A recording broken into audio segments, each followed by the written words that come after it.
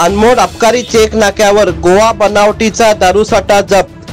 गोवा फोंडा येथून मुंबई येथे burger paint वाहतूक करणारा ट्रकच्या कॅबिनमध्ये कंपार्टमेंट करून गोवा बनावटीचा दारूसाठा अनमोड मार्गे नेत असता अनमोड अबकारी चेक नाक्यावर सदर दारूसाठा जप्त करण्यात आला।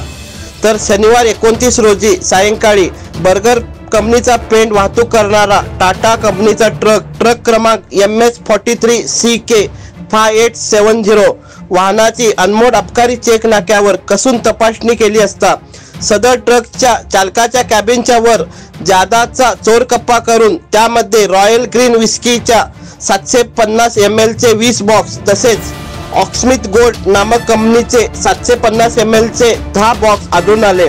त्यामुळे सदर गोवा बनावटीचा 3,66,000 रुपयाचा दारूसाठा तसेच अंदाजे 22 लाख रुपये किमतीचे वाहन तसेच बर्गर कंपनीचे पेंटचे 81 बॉक्स तसेच 374 पेंटचे बॅरल याची अंदाजे किंमत 3,75,000 रुपयाचा मुद्देमाल जप्त करण्यात आला आहे।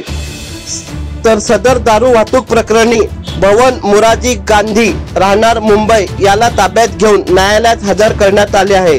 सदर कारवाई अनमोड अबकारी निरीक्षक महेंद्र नाईक, अबकारी उपनिरीक्षक TB मल्लण्णावर तसेच कर्मचारी श्रीकांत जाधव, दीपक बारामती, महेश होन्नूर आदींनी केली।